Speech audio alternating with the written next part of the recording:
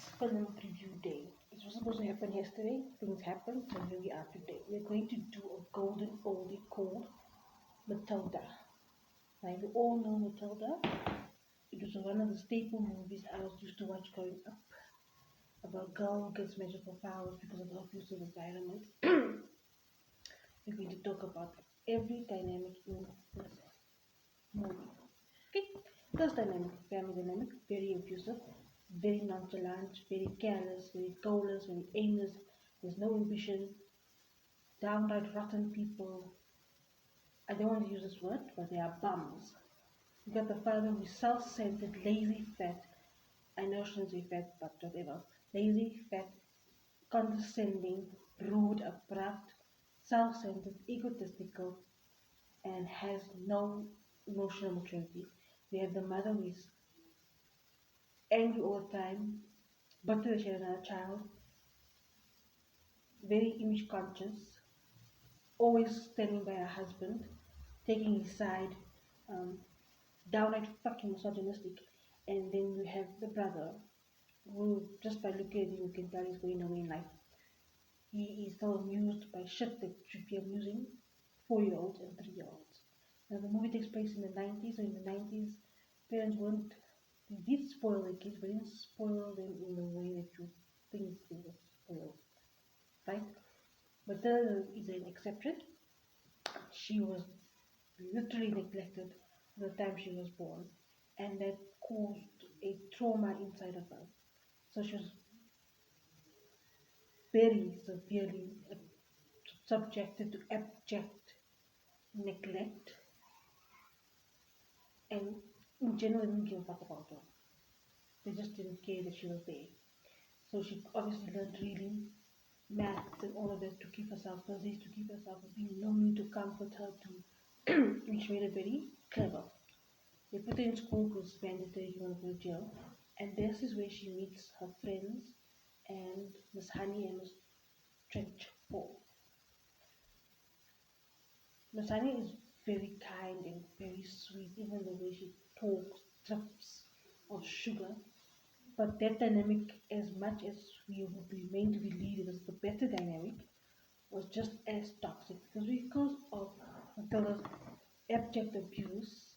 Miss Honey overcompensated and decided not to actually discipline Matilda. And when she did, it was very,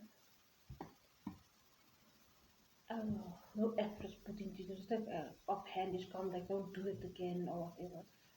So she went from an abusive relationship with her parents and her family to having a spoiled relationship with Miss Honey was just as bad on her as it was the abuse relationship. As children or as people need a healthy functioning family, whether it's with your or friendship or relationship or whatever it is you want. And that includes taking accountability and being responsible and being, what's the word?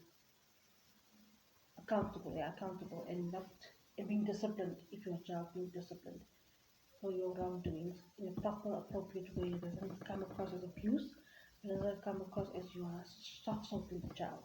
So those two dynamics really messed her up even further because she went from abuse to spoiled. Uh, I thought because of Adele's abuse, I thought she was very fucking arrogant and self-centered, and the magic part was just a manifestation of her feelings and how she felt about herself. Telekinesis, I think it's called. It manifested in her because she was going through abject abuse, mentally and psychologically and emotionally, not so much physically. But I think she was a little bit, her humbleness or her humility came across as arrogant and self-centered. It might not be the case. That's how I saw it after like the 100th time I watched it. Miss Trenchford, I want to touch on because I think she was severely neglected in this movie. Her character wasn't portrayed very well. Like she was very strict and she wanted the school to run well and she wanted children to do well, and she might not have approved of the curriculum that was being used in the school, and she believed, if in my opinion, that children should not be spoiled which is true. And she was vilified for that, and we vilified her for that, and we hated her for that, and we used to make fun of her for that. But what she was saying was absolutely true, that you cannot abuse or spoil the child. It has to be, uh, try to be a healthy balance. So yes, her methods were a bit extreme with discipline, but she had to come back with Honey's overcompensation, with Honey's oversweetness, with Honey's lack of discipline, is what I would call it. So she overcompensated and didn't know where it was. And she overcompensated in the discipline area to out to balance out with Honey's undisciplined, sweet, spoiling behavior, so that the children can learn. But it backfired on her because, and even that they used a older lady who was obese to portray an evil character, making us believe that if you were fat and old, you were automatically an evil person and you didn't like treat people with respect and humanity, which is obviously not true.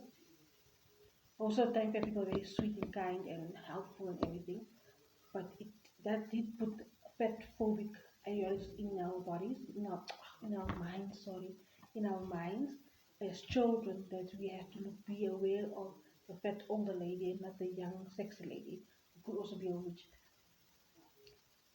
Matilda's dynamic with these three people was very toxic, very unhealthy, and I did not add to her character development because I don't think Matilda developed a character. I think she stayed the same throughout the movie, and that's very like, even with Honey, none of the characters had character development except at the end when the father and the mother signed the adoption papers.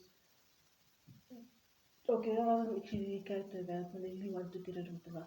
So none of the characters had character development.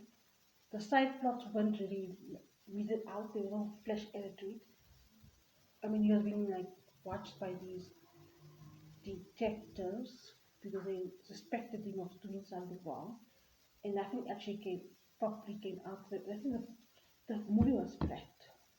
The plot line was flat. The dynamics between the people were toxic. There wasn't really character development. There wasn't really a proper lesson to be learned. You didn't actually learn anything from Matilda.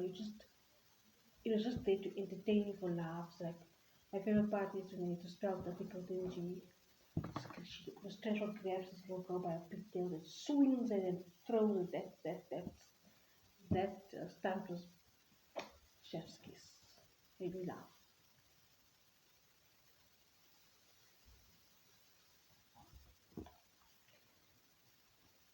But other than it wasn't really. It wasn't high octane. It wasn't.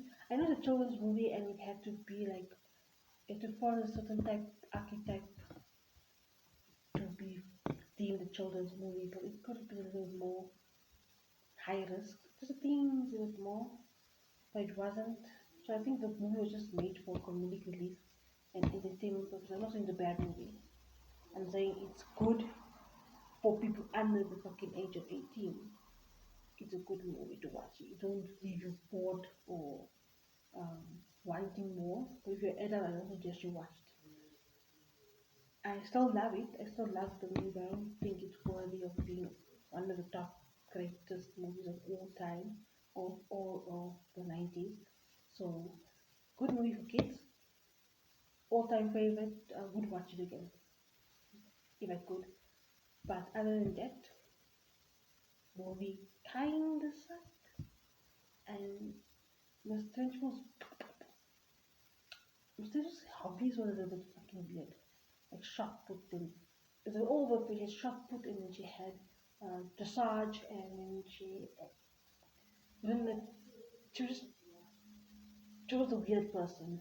She wasn't awful per se as the movie portrayed it. She just wasn't fitting into societal norms, and that made her stand out as an evil person. And then standing out from the crowd automatically made you a bad person or evil person or something like that. So, but strange habits.